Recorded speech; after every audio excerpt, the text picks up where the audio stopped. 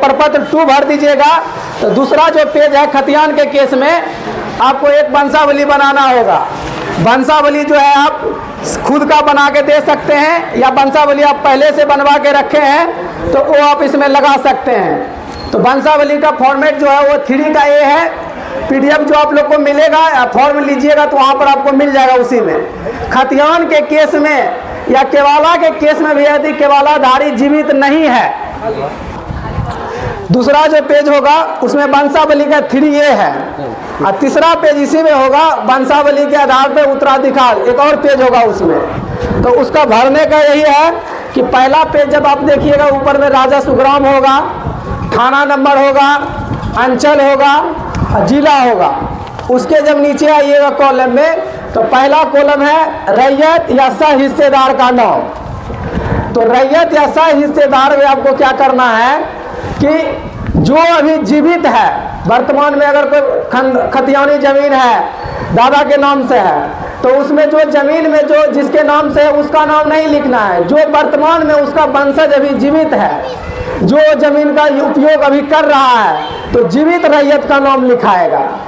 अब जीवित रैयत में अगर मान लिया जाए उसका 2 बेटा है अभी तो दोनों बेटा का नाम लिखाएगा। यदि उसमें 5 होगा तो 5 का लिखाएगा, 1 होगा तो 1 का लिखाएगा।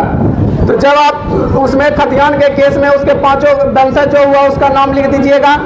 साथ ही में अब उसका जब अगला पेज जब उसमें भरना क्या है तो पहला होगा रैयत का नाम, दूसरा उसी में देखिएगा तो होगा खाता संख्या। खाता संख्या आपको नया पुराना तो आपका कॉलम उसमें देखिएगा अस्थाई पता है। तो जो आप लोग का परमानेंट एड्रेस अस्थाई पता है आप उसमें भर दीजिएगा।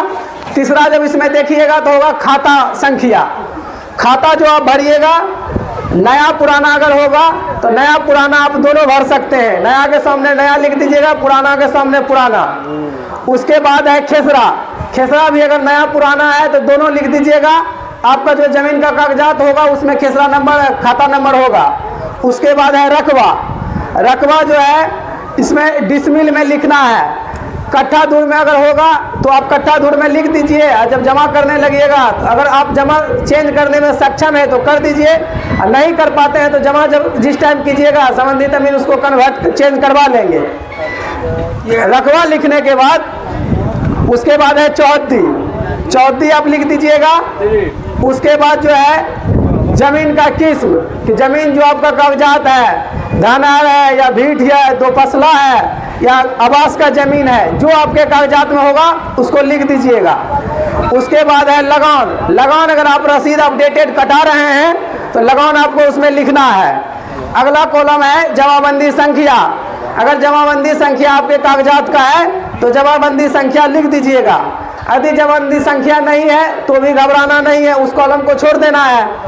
अगला जो इसका कॉलम है कि दावा का आधार, मतलब जो भूमि आप साक्ष्य हमारे पास प्रस्तुत कर रहे हैं, जो केवाला आप दे रहे हैं, जो खतियान दे रहे हैं, आप किस आधार पे दे रहे हैं। तो यदि केवाला होगा तो उसमें केवाला लिख दीजिएगा, खतियान होगा तो उसमें उत्तराधिकार लिख दीजिएगा।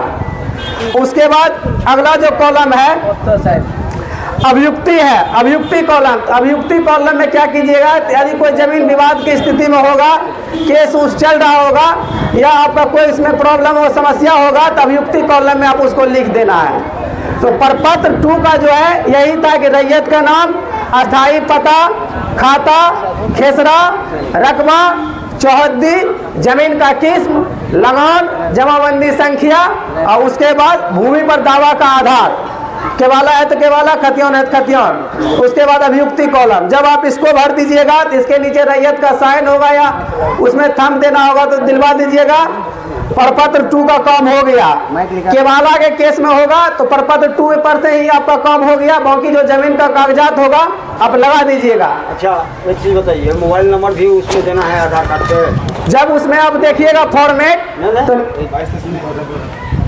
फॉर्मेट जब आप देखिएगा तो हम जो आपको समस्या होगा उसी का हम जिक्र किए। अगर मोबाइल नंबर वहाँ पे होगा तो मोबाइल नंबर दीजिए।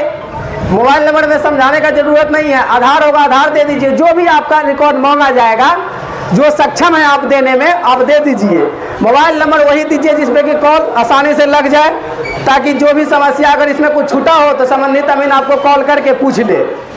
उसके बाद जब प्रपत्र 2 भर दीजिएगा तो दूसरा जो पेज है खतियान के केस में आपको एक वंशावली बनाना होगा। वंशावली जो है आप खुद का बना के दे सकते हैं या वंशावली आप पहले से बनवा के रखे हैं तो वो आप इसमें लगा सकते हैं। तो वंशावली का फॉर्मेट जो है वो 3 का ए है।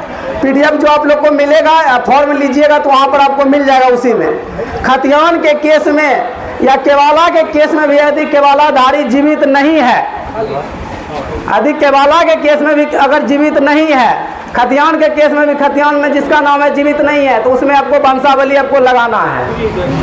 वंशावली का फॉर्मेट जो है 3 का ए है। इसको भरने के लिए देखिए अंचल होगा जो आप लोग का बिरौल है, जिला है, भर दीजिएगा। उसके बाद इसमें जब देखिएगा 1 2 3 है और किसी कारणवश अगर किसी में 5 इसका हिस्सेदार होगा तो इस कॉलम को अलग से आप करवा सकते हैं, 5 भी लिख सकते हैं। तो शुरू में है जो प्रपत्र 2 में आप नाम दिए, वंशावली में वही 3 को अगर है तो 3 का नाम दीजिएगा और उसके बगल में जो उसका पिताजी होगा स्वर्गीय उसका नाम देना है।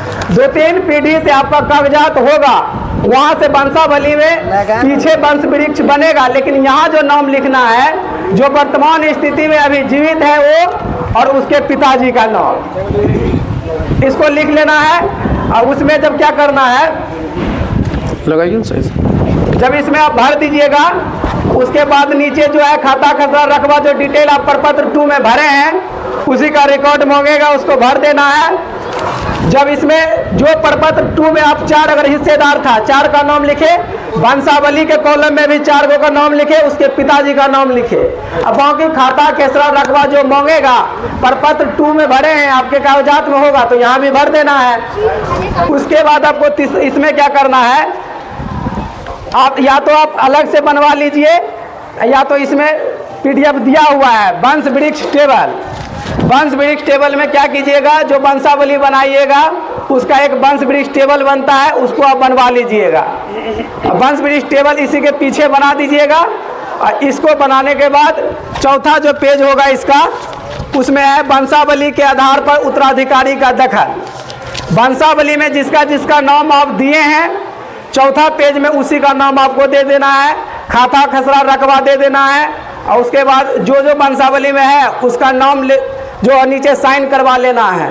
अगर मान लीजिए किसी कारणवश सब मौजूद नहीं है यहाँ पे तो ज़्यादा से ज़्यादा 1 2 3 जो भी होगा उसको करवा लेना है, लेकिन कोशिश कीजिए अगर 2-4 आदमी का नाम लिख रहे हैं तो उसमें ज़्यादा से ज़्यादा आदमी का साइन करवा ले। तो फॉर्म भरने का यही सब प्रोसेस था, आप लोग को बता दिए। जब आप ये अच्छे से भर दीजिएगा, सिर्फ प्रपत्र 2 जो है उसका 2 पेज लगाइएगा चाहे वो केस में। और जब फॉर्म भर दीजिएगा तो अब आपको क्या करना है, जब फॉर्मेट भर दिए सो घोषणा पत्र भरने के बाद केवाला है तो केवाला लगाइए, रसीद लगाइए, खतियान है तो खतियान का नकल लगाइए, रसीद लगाइए। रसीद नया पुराना जो भी अगर आपके पास है उसको लगा देना है। उसके बाद खतियान के केस में वंशावली आप लगा दिए। उसके बाद जिसके नाम से ज़मीन है और उसका अगर डेथ सर्टिफिकेट है पॉसिबल बना है आपके पास तो लगा दीजिए, और नहीं भी है तो कोई दिक्कत नहीं है। उसके बाद जितना आदमी होगा उसका आधार कार्ड दीजिए, आधार पर साइन करवा लीजिए, लगा दीजिए। आधार अगर नहीं है तो वोटर आईडी लगवा दीजिए और सबका छाया प्रति करके प्रपत्र 2 भर के हमारे शिविर कार्यालय या संबंधित अमीन के पास जमा कर दीजिए। इतना ही फॉर्म भरने का प्रोसेस है, इतना काम कर दीजिएगा। आगे का जो भी प्रक्रिया होगा उस संबंधित अमीन के माध्यम से आप लोग को सूचना मिल जाएगा। और जिस दिन मान लिया जाए आगे का काम जो होगा संबंधित अमीन का बाउंड्री, आप लोग बाउंड्री ढूंढना होगा, ट्रांजेक्शन ढूंढना होगा तो संबंधित अमीन का काम है, वो लोग करेंगे। और जब बाउंड्री ढूंढ लेंगे, ट्रांजेक्शन फिक्स कर लेंगे, उसके बाद आगे का काम आता है किस्तवार का। जब किस्तवार आपके क्षेत्र में करवाना होगा तो संबंधित अमीन के माध्यम से आप लोग को सूचना मिल जाएगा। किस्तवार का मतलब हुआ प्लॉट वेरिफिकेशन, कि जो कागजात आप हमको दिए हैं उसी को जो है ना प्लॉट पे जाके देखना है अमीन को। अमीन मतलब कि जाके देके 100% इसका वेरिफिकेशन करेंगे। और उसके बाद किस्तवार जब करवा लीजिएगा आप लोग, किस्तवार के टाइम में आप लोग का उपस्थित होना बहुत ज़रूरी है, क्योंकि आप लोग का खेत है, चाहे बांस का हो चाहे खेती का हो। और जब किस्तवार करवा लीजिएगा सही से तो उसके बाद आगे का जो भी काम है वो ऑफिशियल काम है, जो शिविर का काम है, खतियान लिखने का काम है, तो हम लोग कर लेंगे उसके बाद। और जब वो सब तैयार हो जाएगा तो जो आप लोग को जो मिलेगा एक नया खतियानी पर्चा मिल जाएगा और आपका ज़मीन का नक्शा आपको मिल जाएगा। जो डाटा आप फिल करके हमको आप दिए हैं उतना ही ज़मीन का आपको खतियान बन के नया तैयार हो जाएगा। जो पुराने पीढ़ी के नाम से कागजात चल के आ रहा था आपके नाम से अपडेट हो जाएगा।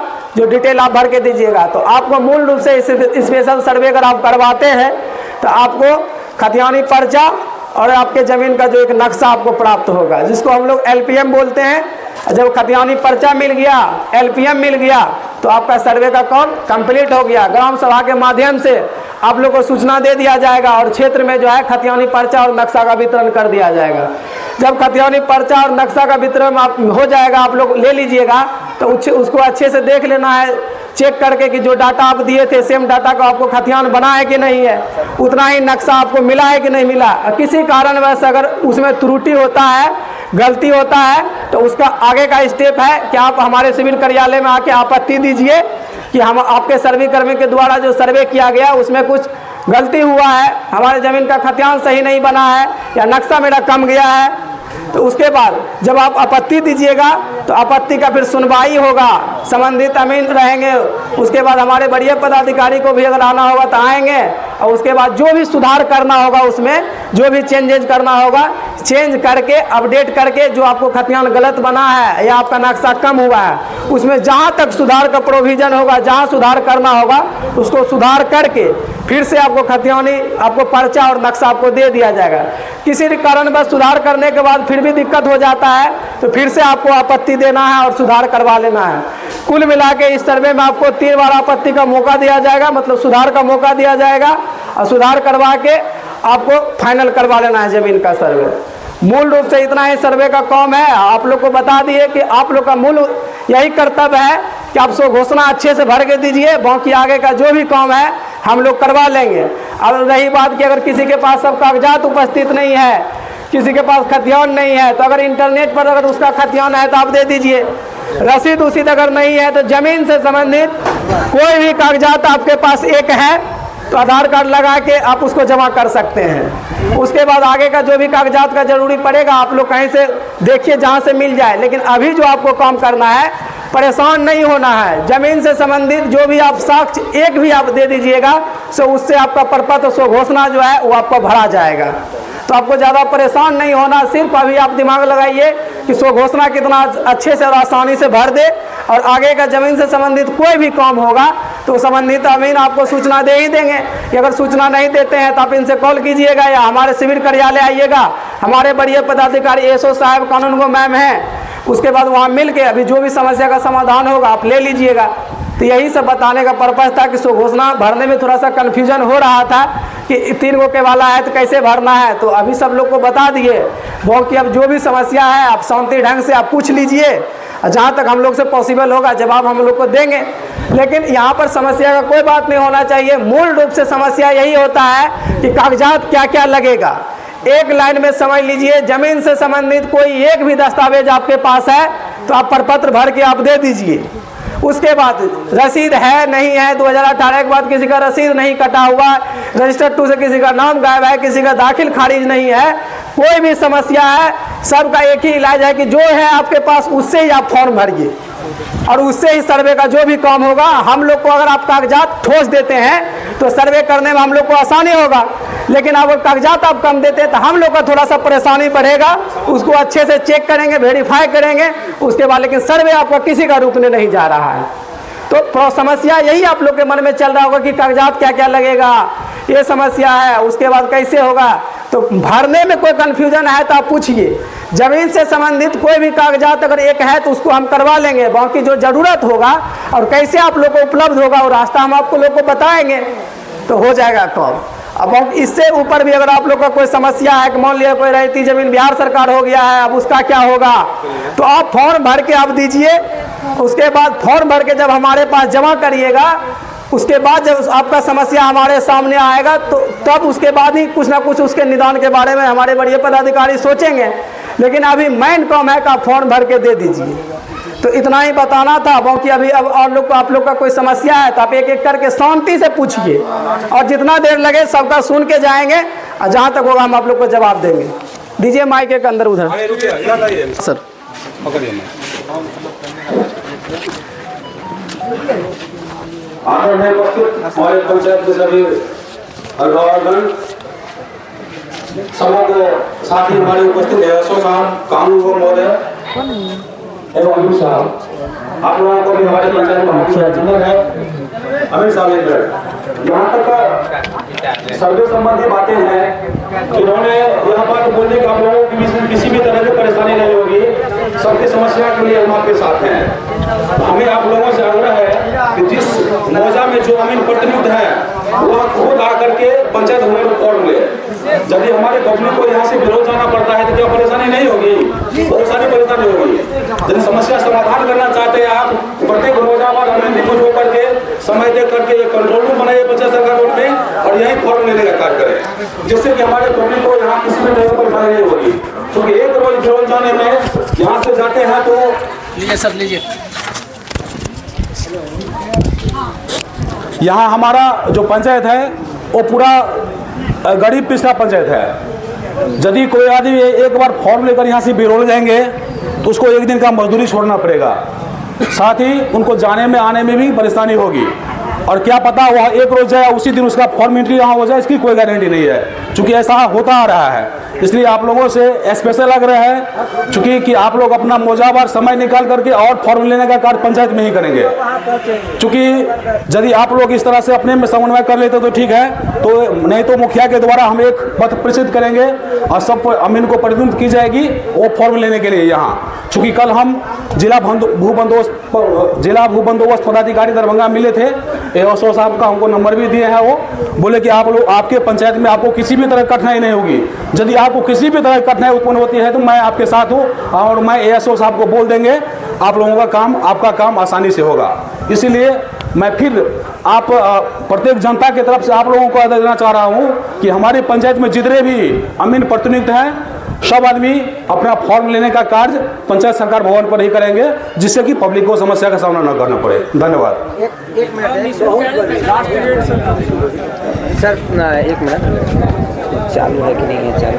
अरे वही ना बोलूँ ना जना ही कहना ये बताइए, जो फ्री ऑफ कॉस्ट वहाँ पे फॉर्म मिलेगा पंचायत भवन पे? सबसे पहली बात है, फॉर्म अभी आप लोगों को प्रत्येक आदमी के मोबाइल में और वायरल हो रहा है कंटिन्यू, सब जगह सबके पास है। इसमें यदि अमीन के द्वारा वहाँ अमीन साहब के द्वारा या डिपार्टमेंट के द्वारा वहाँ फॉर्म मुहैया करा दी जाती है तब आप लोगों को दी जाएगी। यदि इस तरह से नहीं होता है तो निकाल लेंगे, कोई बड़का इशू नहीं आएगी मेरे समझ। धन्यवाद।